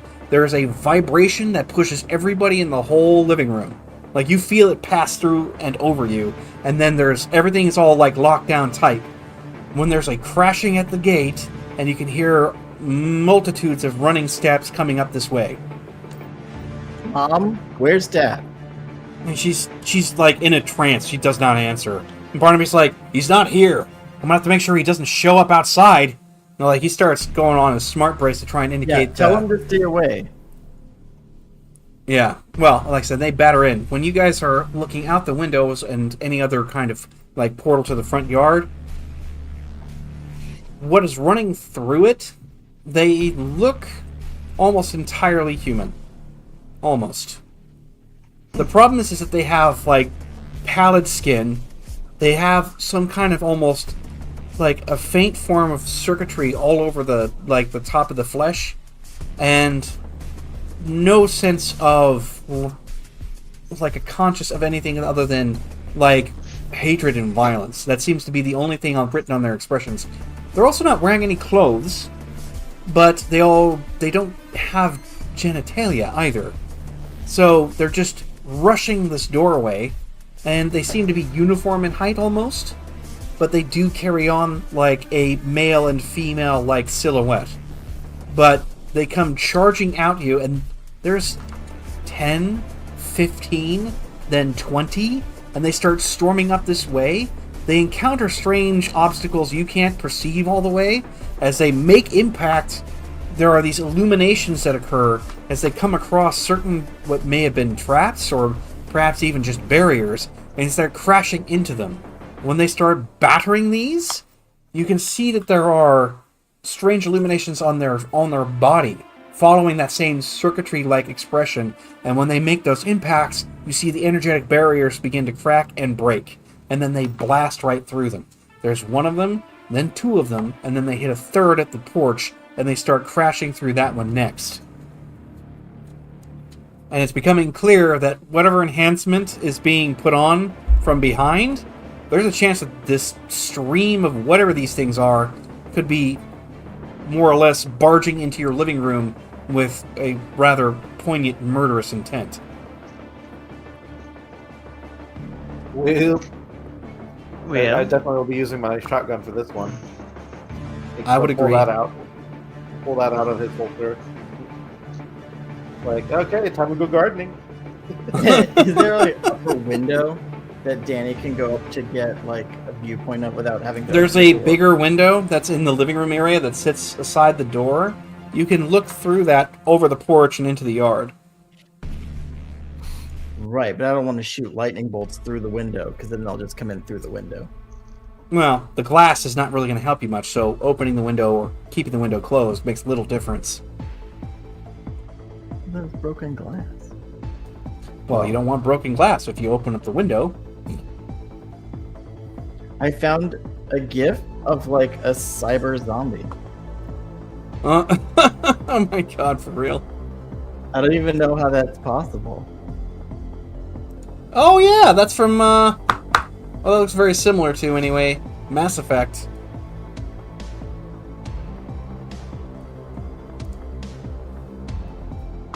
Yeah, so, we've only got like 8 minutes left, and I've got to, like, basically wrap this up a little bit, but, how do you wish to position yourselves? You have the front door, which leads out to the porch. That is currently closed. There is the window to the left, which is part of the main living room. That has openable windows that you can like slide up, and there are screens, of course, but you can, you know, fire through that or make way for whatever you might need depending on what you have to do. It goes down to the other side of the house to the right, where there is another room that's kind of just like a living sitting room, that kind of thing. Also has a window looking out into the yard. And so you've got those 3 vantage points from which you can approach this situation. And it is very clear that there is at least 20 of these things, whatever they are. Yeah, I mean, Danny's artillery, so he's gonna, you know, want to position himself in a way that he can chain lightning as best he can to see if that drops. So if the Barnaby will cover you. Barnaby will actually point for that. Yeah, so Barnaby will take cover by you. So he'll basically take a position near the window. He basically just moves all of the arbitrary nonsense out of the way so you can get up to where the window is and take a look out, and that way you can like duck and move down and not be hindered. Slide the couch in front of the door. Like, Yeah, I mean, you can barricade it for sure. I mean, who knows? It might slow him down for half a second. That might be all you need. Malcolm, what about yourself? Oh, he's just basically gonna do exactly that. Just shore up the door and just wait. Okay. need some jet. Right. No, he's gonna position himself somewhat like near the door, near the window, so he can respond quickly to either. Okay, sounds good. And then Hugh? Probably on the other side. With Okay, so you're taking the right side window because you're facing the front, and you'll be taking the right-hand side. Daniel, take left. And there's a counter near me, or no? There's a side table next to one of the larger chairs in there. I thought you meant like a number counter. I was like, are you keeping score? All the counts as one. No, I want to like basically what I want to have is instead of having my gun holstered, since I'm in a short up position, I'm going to put my gun on the counter, my bat or my baton right here, but I'll keep the combat knife and my vibro bat on me. So the plan is like boom, and then put that down. So instead of reloading, just picking up the gun and shooting it, and then when it comes time, like I can reload them both, kind of thing. Yep. I'm trying to be smart about it, and then of course having my baton so that if anyone gets close, I can beat them off. I mean, What the hell, Will? I don't know. I don't know. Anyway. Sit there, guard the door. Oh yeah, you want? What is this now? This is like, oh my god, this is getting me malicious at this point. You gotta vamp for time, you know. Well, okay, so as it stands, we'll have to wait. Well, the next actual session is going to be starting this fight, and we'll see exactly how this goes. Legendary encounter. Yeah, just. I mean, and let it be understood. Oh my god. Yeah, let it be understood that, yeah, I'm not holding back. This could get bad. Legendary encounters put player lives at risk, hands down. So Character lives. yes, character lives at risk. He's gonna make next week. We're gonna wake up in a saw room. Yeah, there'll be a bunch of cameras. And be like, by the way, you can blame Grayley for this. Now, do you want to play a game? God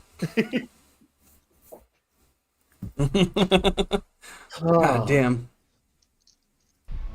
That is too freaking funny. Alright, well, I was wondering when I was going to have a chance to play that stuff. Huh? Well, the one I have for Danny doing the lightning attack, is that from the Dragon Prince? Yeah, I don't it's know. a really good show. Yep, Dragon Prince. Yeah, it's surprisingly good. It's all CG, but like the style is really fun. I like it. Oh.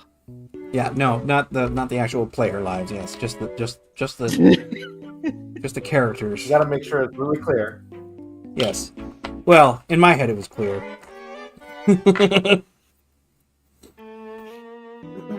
You all now will be shot, and those who survive the blood loss will make it to the next session. I'm gonna have to spend. I think I'm gonna spend some IP next. Yeah, that might be a good idea. Yeah, nothing quite like having a like, all right. nothing quite like having a sudden power up right before a major fight. Yeah. I don't even know. Like, I guess I could This put looks it on bad. the I think I need to get better. Oh my maybe god, maybe dude. I'll just upgrade some. Maybe I'll upgrade my hard to kill advantage. That might be I good. just- I mean, you could be a little less squishy. I mean, you do have your god tier dodge, I will give you that. It'll be really fucking funny if you're just kind of like, if they storm inside, you're just kind of going, whoop, wah, whoop, ah, like that, and just getting out of the way. And nobody's like, what in the hell did Hugh eat? You know, like, to do what he's doing. Did he drink the gummy bear juice? Is that why he's just all bouncy? Oh. Oh, that was a good One session. more. So thank you. Yeah, you're welcome. I love doing this stuff. I'm glad to see you here, and thank you very much for throwing one hell of a monkey wrench in here. What So would you we'll have see how done if that goes. multiple people put legendaries in? What's that? What would you have done if there's like multiple legendaries? Oh God, I'd have to space them out because I don't think stacking legendaries is fair. That's not fair. I mean, there's definitely there's me, the DM, who's a bit of a prick, but also there's just going too far. And you know, if I ended up having like 3 legendary encounters all stacking on top of each other, I'm like, basically I might as well just go like, you're all dead. We're gonna start over. Like, yeah, fail. Pretty much.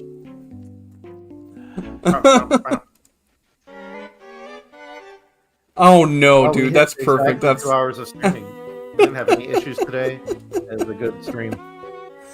Ken, do you even know what a Tarrasque is? Yes. No, Ken, do you don't. know what it is? Any idea? Let me find out. Don't find out. I was gonna tell you. It would like eat Godzilla like a. Oh God, Godzilla doesn't even exist. He'd snack on him. That'd be a bad day. The second edition Tarrasques were always like they were the worst. They were mostly immune to magic. Most everything would bounce off, and you'd be lucky if it didn't just bounce back at you. On top of that, they had the most. I know, making me jelly belly over here. My new toy.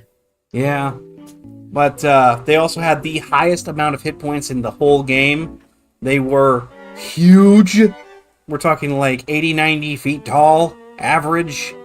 And they're so freaking powerful that there's only one in any D&D world at a time if you're sane. Because they'll just go on rampage. I think the actual lore of a Tarrasque will be asleep, and if you wake it up, it'll basically rampage for an unknown amount of time, eating everything in its path unabated. It'll just literally destroy kingdoms because it's hungry and pissed off. That's it. And the only way to kill it is to get it to like negative 100 hit points and then a level 9 wish spell. There's that, or the equivalent version that my DM at the time had, which was you need to kill it to get it down, or at least wish something to happen to where the corpse is like choppable. You need to slice it out, like cut it into pieces, burn it to ash, and then put everything at least 40 miles apart from each other, so that they cannot come back. That portal spell. Yeah. And just portal its parts to it like different planes. Psycho. Like, yes. Tarrasque is equivalent to the 3-stack legendary encounter right now. That would not be smart. But also, I think I'd probably end up nuking out a part. Like, there'd be a whole new combat zone where this gated community used to be. That's really what would happen. There would just be this crater, and then there'd be like a bunch of shit happening, and you know, it'd be like double stacked dystopia.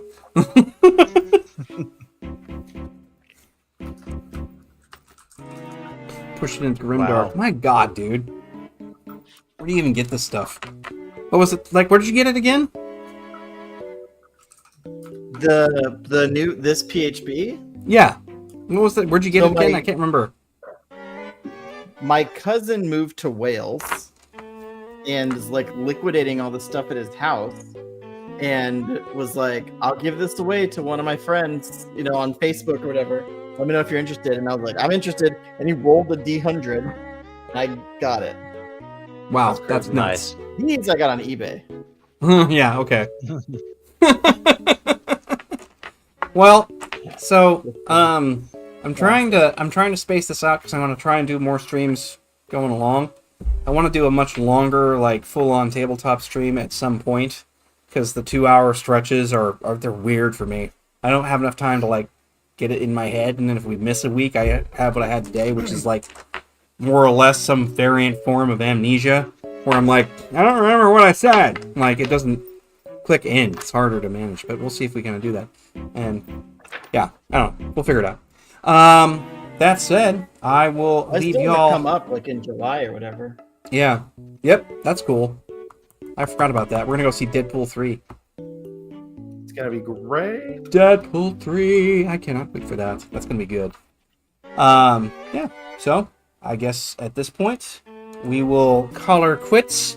and I bid all of ye a good night, and we will see you again very soon. Ta-ta! Bye.